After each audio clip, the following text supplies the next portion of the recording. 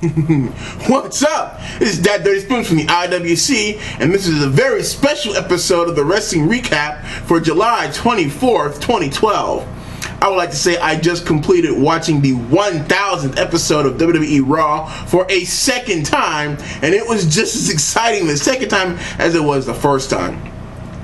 First off, I'd like to congratulate the WWE for topping themselves in this episode. This episode of Raw felt basically like a free pay-per-view with commercials. Not only did they not really wrap anything up, but they have really launched some storylines going forward that I think is going to really fill a lot of WWE television for the next couple of months. Alright. First of all, let me get the obvious. A almost complete DX reunion to start the show. I mean, not only was it Triple H and Shawn Michaels, the original DX, but they also brought in the Road Dogg Billy Gunn, the Road Dogg Jesse James, and the badass Billy Gunn, the New Age Outlaws. Oh man, I can't believe that happened. I'm gonna leave it in. Also, the X-Pac joined Triple H and HBK in the ring, and they gave Damien Sandow probably the best spot that any new WWE roster member could have possibly asked for. He interrupted DX, and they put a little bit of a beat down on him in the middle of the ring and left him laying while they did crotch shots, threw merch into the crowd, and fireworks went off. Obviously, WWE has big plans for Damien Sandow. They would not have done that for just anybody. You didn't see Zack Ryder coming out there. You saw Damien Sandow. On that note, this really showcased who WWE really feels is going to be the future of their brand. I'm just saying that Sheamus, Dolph Ziggler, those are guys you can put your money on. Those are the guys that's going to be WWE and World Heavyweight Champion and carrying the WWE banner into the future. Also, you can also add Alberto Del Rio in that list, although I think that he has not performed up till now to his full potential. I think with this big push that he's getting, this his feud with Rey Mysterio that's going forward is really going to propel him, give him a real mean streak. He's going to have the opportunity to beat up Rey a lot. Rey's going to definitely get his licks in, but Rey's on his way out. He's going to put ADR over. Also, if you look at the young guys that were showcased on this episode, you had Sin Cara, you had Brodus Clay, you had Damien Sandow, all have roles on this show. Who did we not see? We didn't see Cody Rhodes on this show. We did not see, who else was in that? We did see, we saw the IC title change hands. We saw Christian drop the belt to The Miz. So I guess you could throw Miz in that, but I really personally, Miz is over with me, so I don't think he really needs that big push. But I think this is probably the real big push for guys like Brodus Clay, Sin Cara, and Damien Sandow to really get them over with the crowd. We didn't see Ryback, which I thought was a glaring miscue. I thought that the WWE was really high on Ryback. We saw Jack Swagger get squashed, so I mean, at least he was on the show. I'll say that. I mean, Kofi Kingston had a towel. R-Truth was in a backstage segment. They're tag team champions. No primetime players. No Primo and Epico. We did see Hawkins and Rex and a few other heels, but I mean, they were getting squashed. There was no Great Khali. There was, I'm not gonna say some glaring. This episode really put their best face forward. You see who the WWE really is about to get behind. These are the guys that are really going to get that big push going to the stratosphere.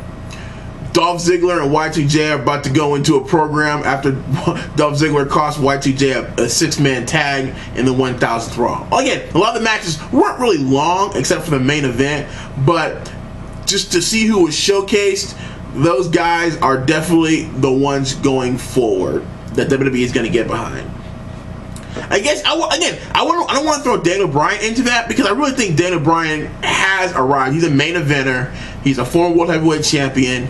And he's about to go into a program with Charlie Sheen, of all people, after Daniel Bryan did not get married. But AJ left him at the altar, and she went skipping down the aisle in the opposite direction while he flipped out. AJ Lee is now the general manager of Raw, so I guess they found another spot for her. I don't know. I'm not a big fan of wrestlers and non-wrestlers going into these types of real live Twitter war, tout war angles, me personally, but I do feel that Daniel Bryan, the vegan wrestler, and Charlie Sheen, the walking train wreck, is going to make for some interesting TV at the very least. And in the end, that's really what I'm looking for my WWE product. Two big things came out of 1000th Raw. The first thing is it is now official: Brock Lesnar versus Triple H. Paul Heyman caved after Stephanie McMahon beat the crap out of him in the middle of the ring. Paul Heyman was talking smack about Triple H's kids. Stephanie McMahon came out and laid the law down. She was the lawgiver. And I've got to say, I don't know what the Attitude Era divas from WWE are eating, but oh man, do they look smoking hot. I mean, Lita was fine. I mean, she looked like she had lost no steps since she left WWE. Stephanie McMahon was rocking that dress. I mean, and even Trish Stratus was giving me Stratusfaction, and she only had a small backstage segment. I mean, I gotta tell you, whatever the diet that those ladies are on, they should publish that stuff. They wouldn't make a mint. Anyway, Brock Lesnar Triple H is a lock for the main event at SummerSlam. Also, The Rock addressed the WWE Universe and said that he will have a WWE title match at the Royal Rumble against whomever the champion will be. And I gotta say that put the Royal Rumble. Now I'm now looking forward to the Royal Rumble, and it's about, what, 6 months away? Yeah, because The Rock will be fighting for a title, the WWE title. I don't know if he's going to win. I don't know if he's going to lose. I'll have to see, but my theory is that he will not win, but it will lead to a match at WrestleMania. And that's what I'm really looking forward to. I am looking forward to them turning it on to 11, going into the Royal Rumble and kicking it up to 12 and 14 when they finally have WrestleMania in New York, New Jersey.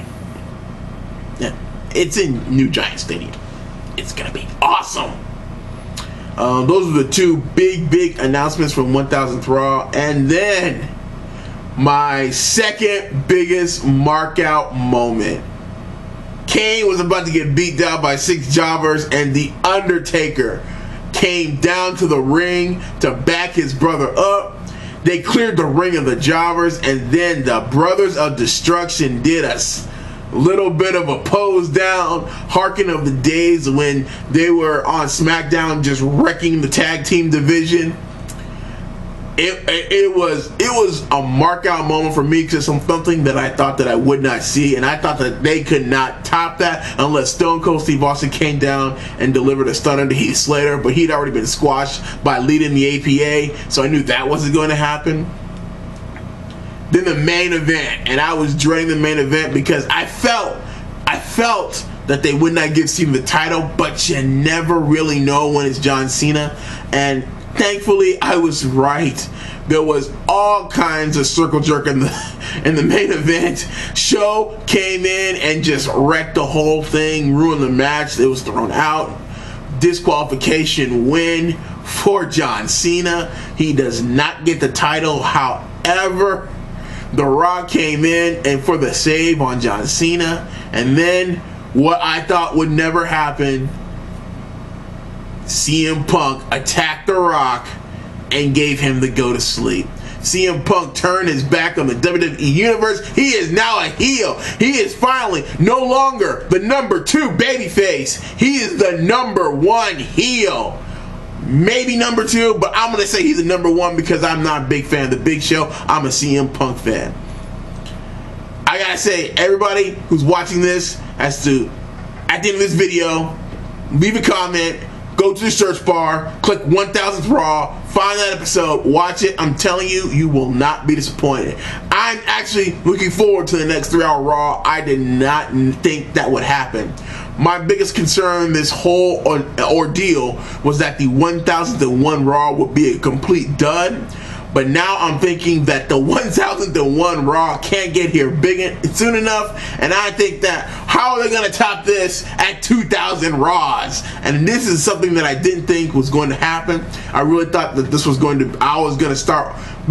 thought this was going to be the beginning of the end of WWE, and I would like to say that I have been pleasantly mistaken. It's a great time to be a wrestling fan. I gotta say. Now all we gotta do is get DirecTV and Viacom to finish their little, slap fight. Get TNA rocking and rolling, so we can see what these aces and eights all about. If you haven't heard, Festus or Luke Gallows has signed with TNA, so he is in the aces and eights group. Also, look for Chavo Guerrero to make his television debut in TNA this Thursday. It's a great time to be watching pro wrestling right now, and I am not ashamed to say it. And I really thought I was really dreading Raw going forward at 3 hours, but now I just can't wait to see what they do next. You know what? They threw up long bomb, the Hail Mary, and you know what? They caught it. I'm happy. I'm looking forward to the rest of this ride all the way to 2000 Raws. This has been that 30 Spoons from the IWC signing off.